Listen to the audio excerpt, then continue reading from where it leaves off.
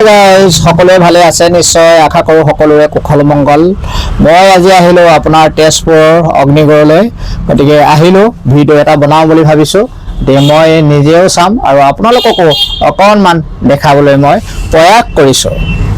অগ্নিগড়লৈ সোমোৱাৰ আগতে ইয়াত মই আৰু এটা বস্তু আপোনালোকক দেখাবলৈ চেষ্টা কৰিছোঁ ইয়াত গণেশ মন্দিৰ আৰু গণেশ ঘাট আছে এয়া আপোনাৰ গণেশ মন্দিৰ হয় গেট হয় এখন আমি এতিয়া এইফালেদি সোমাই যাম গণেশ মন্দিৰলৈ আহক ভিতৰলৈ আমি এতিয়া সোমাই যাওঁ ভিতৰ সোমাই গৈ প্ৰথমতে মন্দিৰত এবাৰ দৰ্শন কৰি লওঁ আৰু এই মন্দিৰ চোৱাৰ পিছত আমি যাম গণেশ ঘাটলৈ পালোহি গণেশ মন্দিৰ এয়া আপোনাৰ গণেশ মন্দিৰ আহি পোৱা সোনকাল হ'ল বহুত ৰাতিপুৱাই পালোহি গতিকে সেইবাবে ইয়াত এতিয়া ভক্তপ্ৰাণ বহুত কম দেখা গৈছে আহক আমি গণেশ ঘাট এবাৰ চাই লওঁ ব্ৰহ্মপুত্ৰৰ পাৰত গণেশ ঘাট আপোনাৰ এখন গেট গণেশ ঘাট গেট ব্ৰহ্মপুত্ৰৰ পাৰত আছে আৰু এইফালে আপোনাৰ ইয়াতে ফেৰী এখনো ৰখাই থোৱা আছে এখন ফেৰী ধুনীয়াকৈ ইয়াতে ৰাখি থৈছে আৰু কাষত এখন পাৰ্ক আছে এইখন পাৰ্কত আহিলে ল'ৰা ছোৱালী খেলিব পাৰিব আৰু নিজেও অকণমান ইয়াত জীয়াওঁ বুলি জীয়াব পাৰিব বহিব পাৰিব আৰাম কৰিব পাৰিব এইখন আপোনাৰ গণেশ ঘাট পাৰ্ক হয় হওক আমি এতিয়া অগ্নিগড়লৈ যাওঁ অগ্নিগড়তে আছোঁ অগ্নিগড় ভিতৰখন চাবলৈ আমি যাওঁ আৰু ভিতৰতে পাইছোঁহি আৰু এতিয়া কাউণ্টাৰত গৈ মই টিকেট ল'ব লাগিব টিকেট লৈ ভিতৰলৈ মই সোমাই যাম অগ্নিগড়লৈ যাওঁ ওপৰলৈ কাউণ্টাৰত টিকেট লৈছোঁ টিকেট লৈ লওঁ টিকেট 30 টকা এজনৰ এইটো মোৰ এটা টিকেট মই লৈ লওঁ এজনেই ছিংগল মই এতিয়া ওপৰলৈ যাম চাবলৈ এইফালে উঠি যাব লাগিব আমি এতিয়া এইফালে উঠি গৈ আছোঁ ইয়াত চিৰি আছে 170টা এই 170টা চিৰি এতিয়া উঠি যাব লাগিব আহক ভিতৰত বান ৰজা উষাৰ কাহিনীও আছে সকলোবিলাক আমি চাবলৈ প্ৰয়াস কৰিম এই খুৰাটো আপোনালোকে চাই আহিলেগৈ নি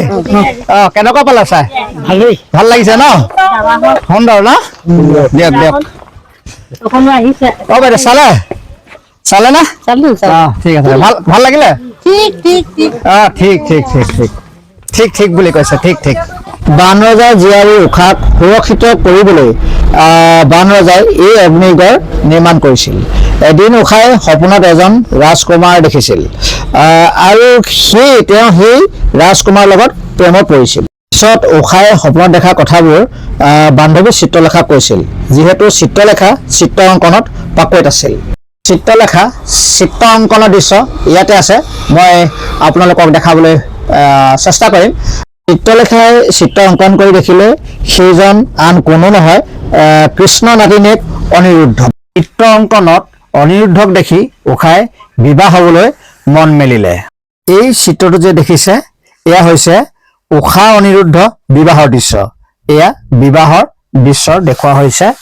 উষা কথা শুনি চিত্ৰলেখাই নিজৰ মায়াৰ যাদুৰে অনিৰুদ্ধক শুই থকাৰ পৰা উষাৰ লগত বিবাহ কৰাবলৈ অনিৰুদ্ধক হৰণ কৰি আনিছিল ৰজাই এই গড়টোৰ চাৰিওফালে জুই লগাই উষাক সুৰক্ষিত কৰি ৰাখিছিল সেইবাবেই এই গড়টোৰ নাম হ'ল অগ্নিগড় ৰজাই উষা অনিৰুদ্ধ বিবাহৰ কথা গম পাই অনিৰুদ্ধক বন্দী কৰি থৈছিল এয়া দৃশ্য যে দেখিছে আপোনালোকে অনিৰুদ্ধক বান ৰজাই বন্দী কৰা দৃশ্য সেই কথা গম পাই কৃষ্ণই অনিৰুদ্ধক মোকলাবলৈ বান ৰজাৰ ওচৰলৈ গৈছিল বান ৰজাই কোনো কাৰণত কৃষ্ণৰ কথাত মান্তি হোৱা নাছিল পিছত দুয়োৰে মাজত যুদ্ধ হয় বান ৰজাক হৰুৱাই কৃষ্ণই অনিৰুদ্ধক বান্ধৰ পৰা মুকলি কৰি আনে শিৱ আৰু কৃষ্ণৰ মাজত হোৱা এই যুদ্ধখনকে হৰিহ যুদ্ধ বুলি কোৱা হয় শিৱ মহাদেৱ আৰু কৃষ্ণৰ যুদ্ধ দেখি ব্ৰহ্মাকে আদি কৰি সকলো দেৱ দেৱতাই দুয়ো পক্ষৰ মাজত আলোচনা কৰি অনিৰুদ্ধ আৰু উষাৰ মাজত বিয়া পাতি দিয়া হয় সুন্দৰ পৰিৱেশ গছ বন কিমান ধুনীয়া পৰিৱেশ সঁচাকৈ বহুত মজা লাগিছে মানে আচৰিত ধুনীয়া লাগিছে আৰু ইয়াত ধুনীয়াকৈ ইয়াত জীয়াবৰ কাৰণে চাপি বনাই থোৱা আছে ইয়াত বহি আপুনি আৰাম কৰিব পাৰিব ধুনীয়াকৈ মানে ৰেষ্ট ল'ব পাৰিব আপুনি গৰম দিনত বহাৰ কাৰণে বনাই থৈছে এয়া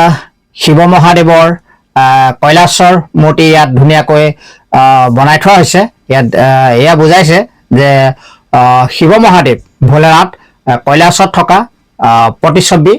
মানে ইয়াতে দেখুওৱা হৈছে এয়া আছিল তেজপুৰ অগ্নিগড় আপোনালোকক পুনৰ লগ পাম মোৰ অন্য এটা ভিডিঅ'ত আজিলৈ আহিছোঁ। চেনেলটোলৈ যদি নতুনকৈ আহিছে চেনেলটো ছাবস্ক্ৰাইব কৰি বেল আইকনটো টিপি দিব। ধন্যবাদ। জয় আই অসম।